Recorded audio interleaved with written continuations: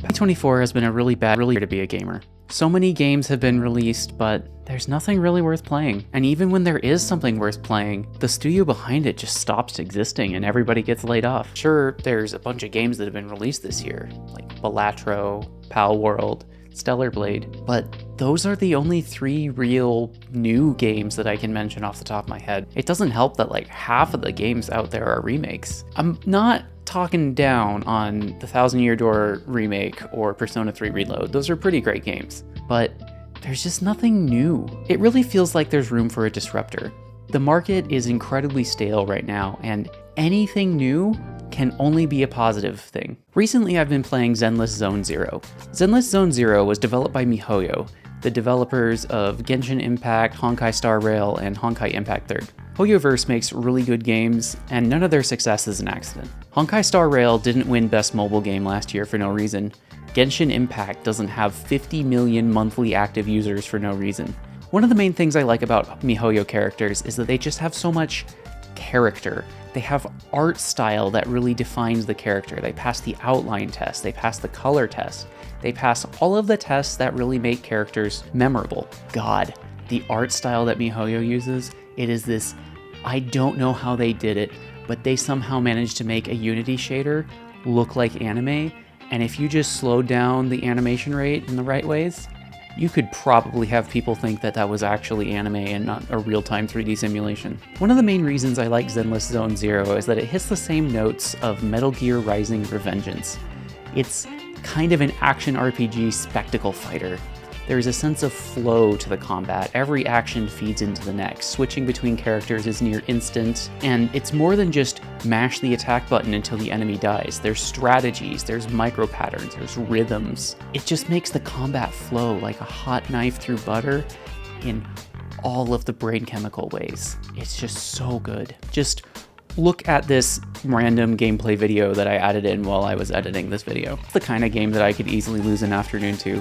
Hell, it's the kind of game that I have easily lost afternoons to. It's universally available. It's on your phone, it's on your tablet, it's on your Steam Deck, it's on your PC, it's on your console. It is almost universally accessible, and quite frankly, the fact that you can just pull out your phone, grab a high-quality console-grade game and play it anywhere, that is a huge success for the App Store as a concept. Oh, not to mention the voice acting. Oh my goodness, I have seen so many anime dubs that have had such terrible voice acting, to the point where when I watch anime, I just watch subs because it's gonna have good voice acting. I don't have to change the voice acting away from English to enjoy Zenless Zone Zero. The Japanese voice acting goes just as hard as the English, and surprisingly, the Chinese voice acting is also top-notch. Let's face it, this game could be Game of the Year for me. It's a bit of a weird thing to say since, the year isn't over yet, but it really hits all the right notes. It sets out to do exactly what they want, and they pull it off with flair and style. But then there's one problem. It's a gacha game. In order to unlock characters, you don't buy the characters, you don't unlock them in the story, even though there are logical points in the story where you would be able to unlock characters. You do a signal search for agents, and maybe you'll get something. Most likely you won't. That would interfere with the real money making, selling gacha pulls for 2 snow pesos per shot. This is the gaming version of thinking someone is hot, spending the night with them, having a good time, taking them home, having an even better time, and then waking up to find out that they're a psycho when it's way too late and they know where you live. Come to think of it, I have actually played a gacha game before. Technically, Xenoblade Chronicles 2 is probably one of the best games ever made, in my opinion, but it has a gacha system. Now, to be clear, the gacha system is entirely in-universe, explained in-universe, connected to the in-universe lore, and you cannot pay real money for gacha pulls. One of the main reasons you use the gacha system in Xenoblade 2 is to unlock the rare blades. The ones that have the best stats, the most features, the story behind them, the heart-to-hearts, the special voice lines as they interact with the different characters. The gacha system in Xenoblade Chronicles 2 is one of the reasons why I find it hard to recommend this game to people, even though I fully understand what they were going for when they made it. One of the interesting side effects of the gacha mechanic is that everybody will have a significantly different experience with your game. Kind of like how everyone has a different experience with Pokemon based on which Pokemon they end up adding to their party. The thought was that by introducing the gacha system and then having the ability to use the share screenshot button on the Switch controller, people would share it on social media and the game would be viral into its own right. I mean, I can't deny, this works really well when it does. It gives everybody a brand new experience at the cost of having certain builds logistically difficult, or cases like mine where I've been trying to get the same character for 4 years. As a result, everybody really does have their own experiences with it, not just from their own reaction to the story, but from their own experiences with the characters they bring along their journey. My speedrunner friends really hate the gacha system because it kills half their runs. Still, now that I've been playing through games like Zenless Zone Zero and Honkai Star Rail, I'm looking back at the core crystal system in Xenoblade 2 and just wondering, how could have this gone bad if all of the core crystal gacha pulls had price tags on them? It's easy to imagine what such a game would look like.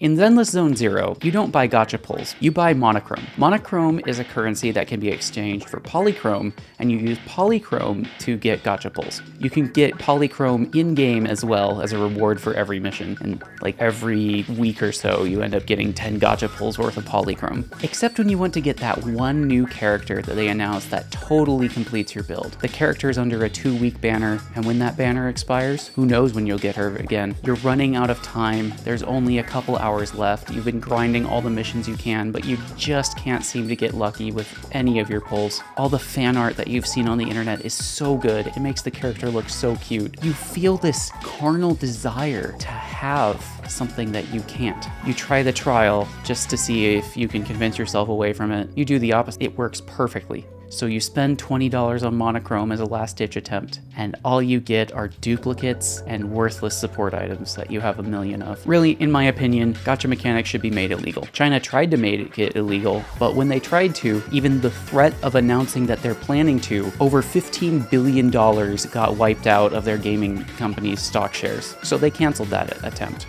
Oh yeah, not to mention, that character that you're trying to pull, want to level her up? You gotta pull her 7 times. Not once, 7 times. It's just nutty. Look, let's be real. I'm not a fan of gacha as a mechanic. It was one of the worst parts of Xenoblade Chronicles 2, and I really think it's one of the worst parts of Zenless Zone Zero, Honkai Star Rail, Genshin Impact, and all of those games. Gacha persists because it's really easy money, and it works. People are used to it, people accept it. Oh, I didn't pay for the game, therefore it's okay for there to be a gacha mechanic. From a game design standpoint, I understand how a gacha mechanic and time limits and such prevent people from just bulldozing through the entire game and running out of content in a weekend. And the gacha system also really does give players a drip feed of content so they can't experience everything in a one weekend binge. It is just really annoying that one of the most powerful user retention strategies happens to be holding something in front of people, jingling keys and saying, nope, can't have them, and pulling it away whenever they try to get it. I just don't know how I feel about this internal conflict because the game is